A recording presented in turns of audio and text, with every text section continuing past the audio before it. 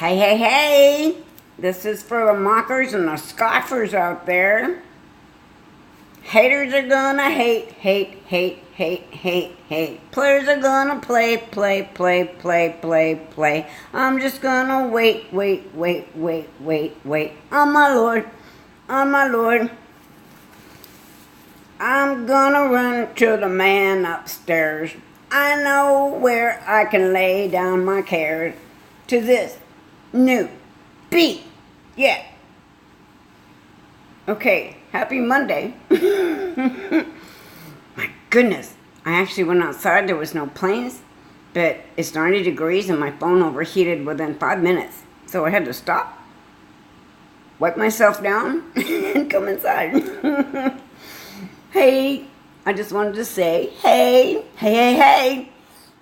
Look, you can take any worldly song and turn it around into a Jesus song. Jesus made the music, right? He made the notes. Amazing, amazing choir we're going to have. I just wanted to share this morning as I was reading and things I was pondering on and praying about this weekend and some circumstances that happened. I was led to Luke 15. And the story of the prodigal son, I think most of us know. But let's just be reminded a little bit, okay? So in Luke 15, starting in verse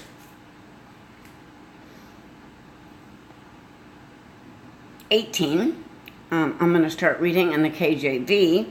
But the story goes that the young son, of course, left the father who had everything, all the wealth in the world, everything in the land, and went his own way and was rebellious, while the older son stayed, followed all of his commandments and all that the father asked, and worked for him in the fields, and was grateful for everything that he had, right? So we think.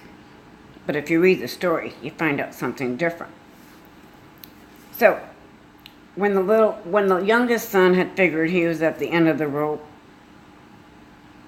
and he was hungry and he would perish could he had nothing to eat, he decided that he would arise and go to his father's house and tell his father that he had sinned against him and the Father in heaven, and that he's no more worthy to be called his son, and he wanted to be just one of the hired servants.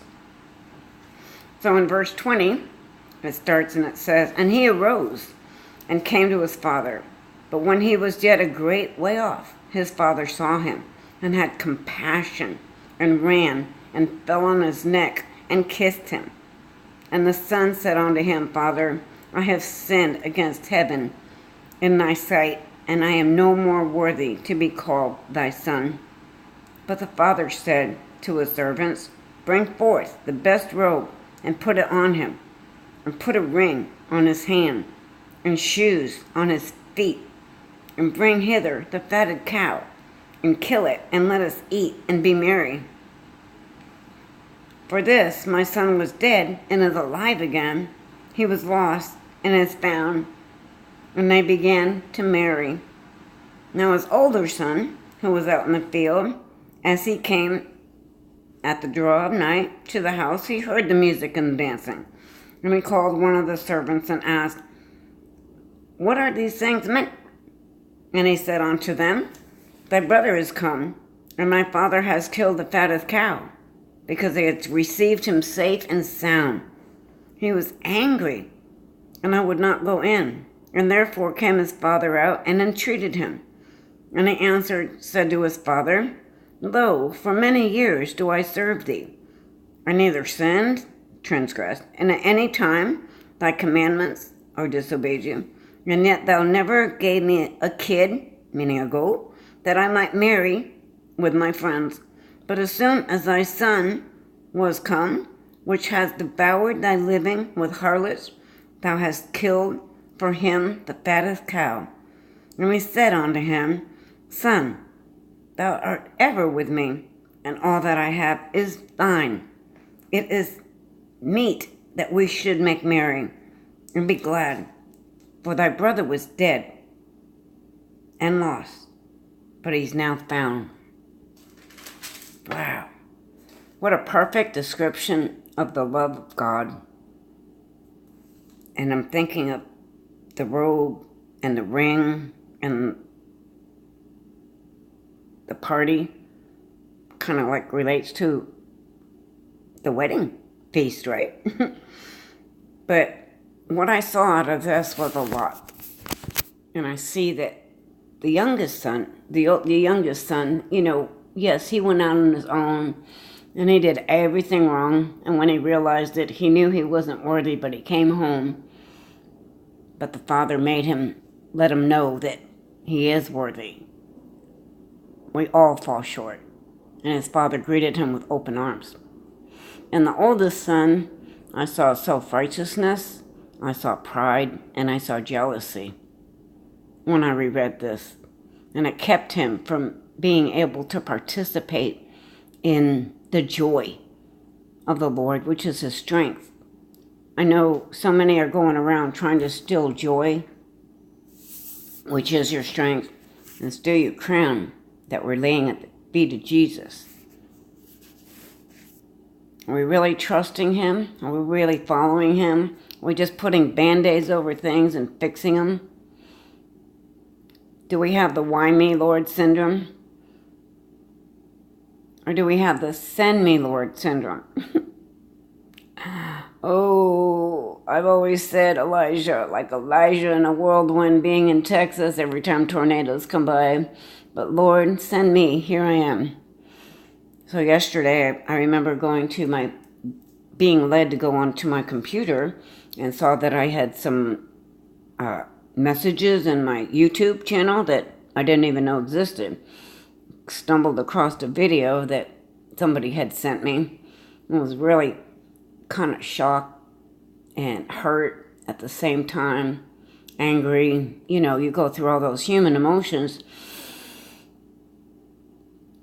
Yet, at the end of the day, which was just a few hours later actually, it ended up being confirmation for 2 other people. So as I sat there and said, "Oh Lord, why did you show me this?" He said, "Well, Debbie, you said use me," and led me to the right people where it was confirmed and confirmation. So at the end, I ended up in tears and thanking the Father. But at first it didn't feel good. But the truth makes you free. And when you're free, when you're set free, you're free indeed. So be set free, y'all. In the name of Jesus, I pray the peace of God that passes all understanding to fall upon each and every one of you. I pray that the joy of the Lord be your strength. I pray that you eat his word and become so close to him that you hear his voice so clear that these cares of the world can't seem to even infiltrate 1 second because you're armored up and you're ready for whatever the Lord has, because he said he'll never give us more than we can handle. I believe him. His word says it. God's not a liar. His word does not come back void. Therefore, I believe it. How about you? Jesus bless you all today. Have a beautiful day. I've got several to put out today. Hoping to get a sunset tonight, but I got lots to do. So, in the name of Jesus, I say, Debbie from Texas, peace out. Maranatha, Jesus, our King, is coming.